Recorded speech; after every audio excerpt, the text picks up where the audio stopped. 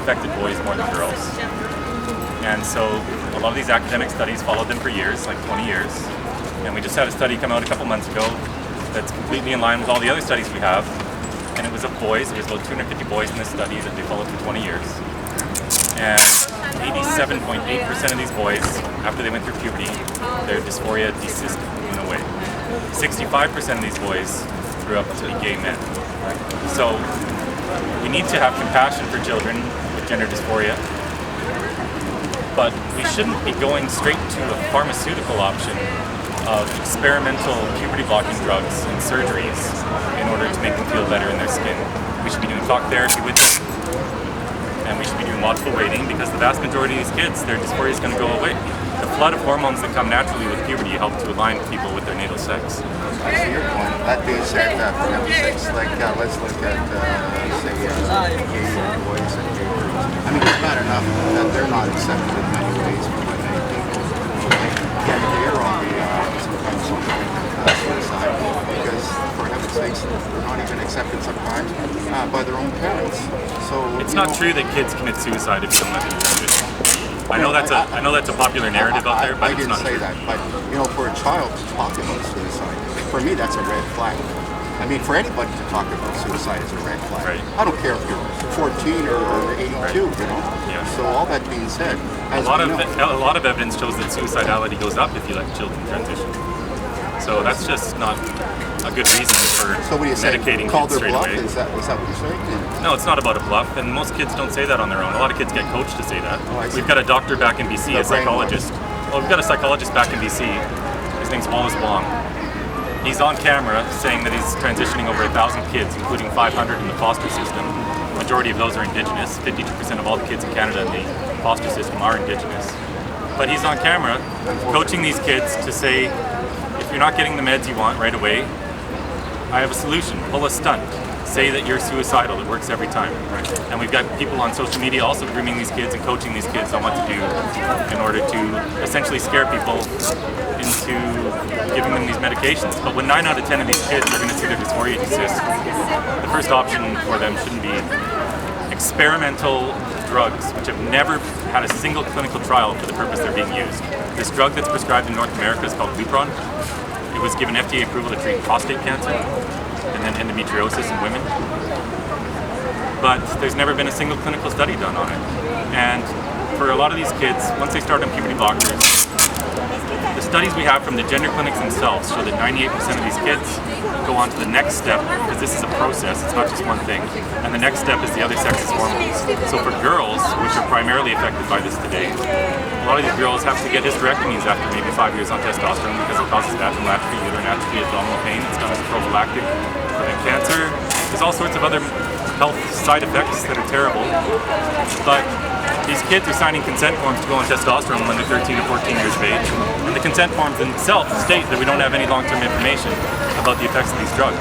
So if we don't have the long-term information, how can a child who believed in Santa Claus just a couple years ago possibly give informed consent to altering their body for life and becoming a lifelong medical patient? Because for girls, they have to stay on testosterone for life. So this just isn't, there's no proven studies that this is efficacious in causing their dysphoria to go away. Trans people who I'm friends with state unequivocally that it doesn't help their dysphoria. They're always chasing the next thing to make their dysphoria better, when in 9 out of 10 cases it's just going to go away on its own. So we can let kids be kids. We're indoctrinating them in school to believe that it's stereotypes that define what they are. So if a girl likes more masculine things, wants to be a mechanic, wants to have short hair, wants to wear pants and play boy sports or whatever, they're being taught that they're actually a boy. But a lot of these kids are just going to grow up to be lesbians. Or a lot of them are just they've had trauma in their life. It sucks sometimes being a girl growing up. Puberty can be really hard. Their bodies are changing. Maybe it's a phase, for sure. Have you heard the expression tomboy? I mean, obviously, absolutely. Many girls go through that. Totally, and we're teaching tomboys now that they're actual boys. Yeah. But for you to, shall we say, to generalize, because obviously we're all individuals. Everybody should be, shall we say, judged, on a individual basis. Not right. Not in general. We should be judged on an individual basis. And so each kid should be getting counseling to to determine first what is the source of their dysphoria. Because what we're seeing today is traditional gender dysphoria. If you look up the definition of gender dysphoria, it starts really young when these kids are 3, 4, 5, 6 years old. It's usually always boys, and it persists into adolescence. What we're seeing today is not the case at all. It's what Lisa Littman, a doctor, coined rapid onset gender dysphoria. And it's girls that just grew up normal girly girls, playing princess, wearing dresses, whatever. And then they get into high school, where it's a little crazy these days, and every kid's testing out some different identity. And who knows what the reasons are, but a lot of these girls, and a lot of it is social contagion, they're wanting to transition to be boys. And they're being taught that it's just an option to be a girl or a boy, and that puberty is just an option. And if you teach kids that their sex is just optional, they're going to believe you, because they're kids. Yeah. Or maybe even kids believe what teachers tell them. You know, all that being said, obviously, I've known boys in school that were my age when I was a young lad, you know, and had feminine traits, you know, like the way they walk, the way they, whatever they did, they kept raising girls, maybe kept raising classes, whatever. You know, and they were ladies, automatically they were ladies. And a good number of these boys grew up to be heterosexual men with wives and children. Okay, granted, there are some men out there that are heterosexual that do possess feminine traits, for lack of a better term, you know? And all that, automatically, most people, or some people would say, oh, he's gay, or definitely gay. I mean, look at the way he walks, look at the way he talks, you know? And unfortunately, that's the way society is. Society is so quick to judge, right? So quick to label, so quick to put someone in a certain compartment, right? Unfortunately, that's the way it is, right? You know, and when children are growing up, they're very insecure. They're very insecure, like you said earlier. All of us believe in Santa Claus, the Tooth Fairy, whatever, you know? And that's just what we like this, you know? We progress, and, you know, hopefully we're all a work in progress, okay? But, you know, for everybody to, I'm not saying you're judging, and I'm not saying you're wrong, because I see your point, and you make some very good points, you know? Because sometimes I feel that these children are like guinea pigs, you know? They really don't have this shall we say so on what happens here, you know? For example, when I was a kid, I had my tonsils taken out. Like, I was circumcised. All these things happen without my permission. It's my body. It's my body, for heaven's sakes, you know? And obviously they don't remove tonsils now, but back in my day, that was a common occurrence, you know? So, like, it's actually a form of rape when you think about it. I mean, I didn't tell the doctor to circumcise me or whatever, or take my tonsils out, among other things, you know? So you make some very good points. I have to admit. I wish you a good day. Thank you. Appreciate it. I have a question. Who do you see behind this trend, if you want? Would you say, for instance, it might be Big Pharma that want to sell the drugs? Is it the medical profession? There's a long, complicated answer to that, and there's several facets to it. But certainly pharma is part of it. This is a multi-billion-dollar industry now. Certainly the surgeons that do these sex reassignment surgeries, they're making about $100,000 a pop. So there's a monetary incentive for them. It's a little different in Canada because we have socialized medicine, right? These doctors are getting salaries. But if you go back years, even decades, there have been some billionaires splashing money around really strategically to kind of set the foundation for this. There's a billionaire named Martine Rothblatt, who's a trans woman, another one named Jennifer Pritzker. And they fund these gender clinics, and Jennifer Pritzker funded a transgender chair at the University of Victoria, back where I'm from. There's another billionaire named John Stryker who runs the Arcus Foundation. And they've been really strategic, spreading their money around. And essentially they've managed to change what was once a medical condition in the DSM-4 termed gender identity disorder. In 2013 it was renamed gender dysphoria. And it's kind of evolved today to where we're teaching kids in school that gender identity is their true inner self. So instead of it being treated as a disorder or something that we need to deal with, we're teaching these kids that there's kind of this magical entity inside of them that's all based on stereotypes that determines what their true self is. And that the only way of getting over your anxiety with the body that you're in is to go this medical route. And it's all a lot. It's like a religion in a way. So there's a lot of reasons why it's grown, but now that it's in the schools and we're teaching hundreds of thousands of kids, millions of kids over the years, we've got a serious problem on our hands. Because if you take any class and you teach them gender ideology, that it's stereotypes that determine what they are, some of the kids are going to believe it, and some of the most vulnerable kids, those with autism, those with depression, anxiety, etc., they're going to end up in the gender clinics, where it's now no questions asked. They're given what's called gender-affirming care, which simply means if a girl says she's a boy, the nurses, the social workers, and the doctors affirm it. They don't do any counseling to get at the source of the dysphoria, and they just start medicating them.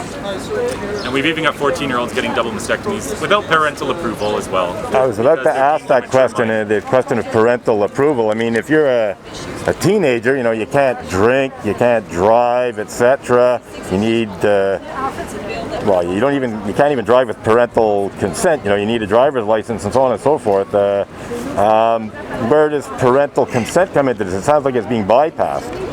It is being bypassed. All these provinces have laws about mature minors. In BC, we have what's called the Infants Act, which states that parental approval is not needed.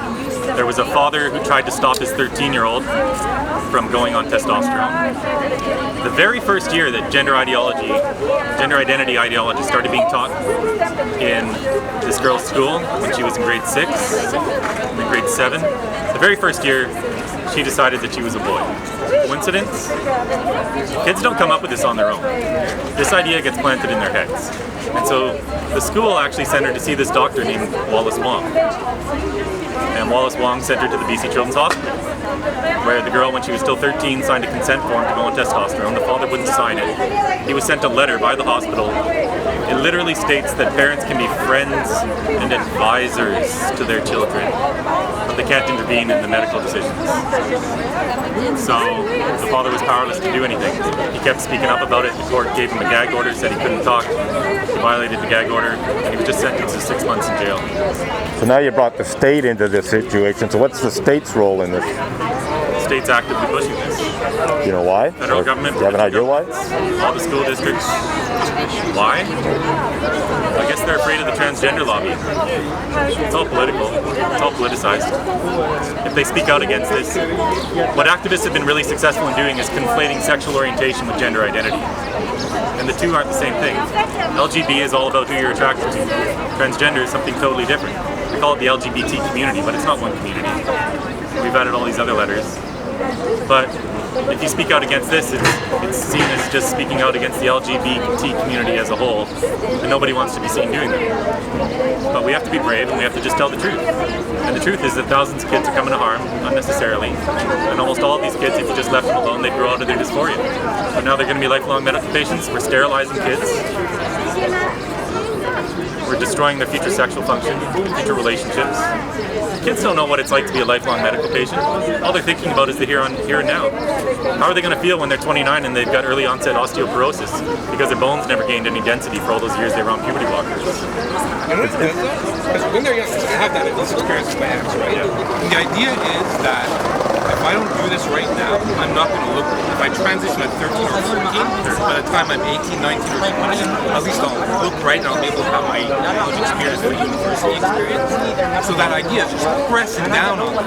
And they don't care about the future stuff. They don't even see the future stuff. You're right. Class, I mean, we've all been teenagers. We know. And the also part you touched on before was the suicide part. They go, like, I remember 4 or 5 years ago, I was watching Twitch, someone streaming on Twitch who was trans, and they're like, this is my experience, this is what happens to me, and then they switched over into, listen, if you're trans like me, just go there and tell them you're going to commit suicide, because that's what got me my HR team.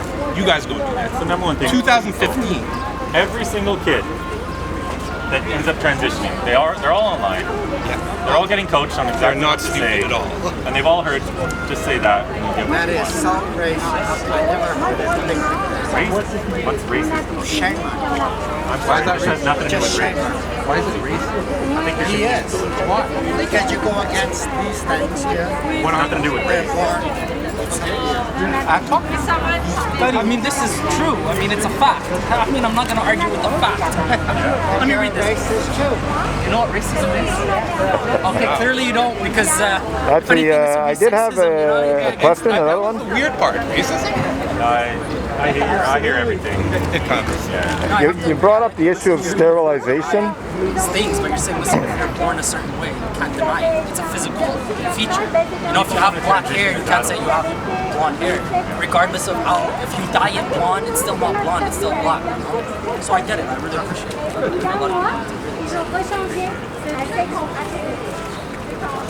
You brought up the issue of sterilization, how these children are effectively sterilized. What proportion is that? Like, is it 100%? All these girls will end up sterilized. Right. Yeah, they're not going to menstruate while they're on testosterone, and then they often have to get their uterus removed. So here's the question. Boys, if they go the full way, they end up getting everything chopped off down there. Right. I just saw, it was a heartbreaking note the other day. A young man, I guess he's 20 now, and he has dreams where he's fully intact again. And then he wakes up to the reality that when he was 19, and yes, he was an adult when he did it, so that's his right. But when he was 19, he got his penis cut off. Right. And he already completely regrets it. He's mad at the surgeons, the doctors, the psychologists, everybody, because all they did was affirm him. He was having struggles, mental struggles. He was simply affirmed and pushed down the conveyor belt to meds and surgeries. So here's Now the he doesn't thing. have his penis. Like, this is wrong. No, here's the thing. You know, but he did it as an adult, so Right. okay. You know, But I like to connect. preferably he'd wait till he was 25 when his brain's fully formed. I like to connect dots. I might be sometimes go too far, but you're saying that pretty well all of these kids are effectively sterilized. You also said that a lot of the kids are in the Child Protection Service and a lot of them are Indigenous. You may recall that it wasn't so long ago that they were sterilizing Indigenous women. Do you think it's possible that there's an element of wanting to sterilize certain groups or people? I know, like I said, I'm taking it right out on a limb here, but I'm not a conspiracy guy, Right. but these surgeons know it's going to happen. These doctors, these psychologists, they know it's going to happen. But they're more concerned about how the child looks cosmetically. You know, the whole theory of putting these kids on puberty blockers is so they don't develop any of the secondary sex characteristics of their actual sex. right. And we're sold this lie that puberty blockers are fully reversible, or they're just a pause button. And sure, theoretically, if a child went on puberty blockers for 3 months, came off, not so much harm done. But that never happens. In practice, 99% of the time they go on to the next step, which is the other sex's hormones. They stay on these puberty blockers for the duration of puberty. Girls are getting double mastectomies when they're 14, 15, 16, 17, 18, whenever. And they're just kids, man. I'll answer your question. It's not that there's anything about wanting to sterilize certain people. It's that it's the most vulnerable are affected by this ideology. So if they're in a bad situation already, it doesn't matter who they are or where they are, they're affected by this kind of stuff. So it's not a plan, it's just a really sad reality, unfortunately. And they don't even know what's going to happen because they're only presented with the, you know, the nice fluffy lies about how they're going to feel so much better. And a lot of these kids do feel better for the first year. There's like a honeymoon period. And testosterone itself makes them feel more euphoric. And it's going to redistribute their fat, you know, and they might feel better for a while. But and they're also kids and they just got what they wanted and what they've been obsessing over. And they're getting love bombed online. They're getting love bombed at school. As soon as a kid comes out as transgender at school, they get celebrated. And I'm not saying we shouldn't celebrate kids, but when you celebrate a child, and where they weren't getting attention before, now they're getting tons of attention and love, that feels good. And it also makes it impossible for them to back out, because it's very embarrassing. It's hard for an adult to admit they're wrong, let alone a child, to the whole school, which now sees them as being trans. And so there's a lot of peer pressure, there's a lot of social contagion. We have entire peer groups of girls coming out as transgender. In a lot of these high schools, it's like 7 to 10% of these kids now identify as some gender other than their birth sex. And when I'm out on the street, it's alarming because almost every time, especially in Vancouver, when I see a group of young ladies, high school kids, girls, whatever, walking down the street, I know I'm going to get a bunch of abuse because they all believe these lies that they're getting told. And they all want to support their friends, I get it. Girls are more naturally empathetic than boys.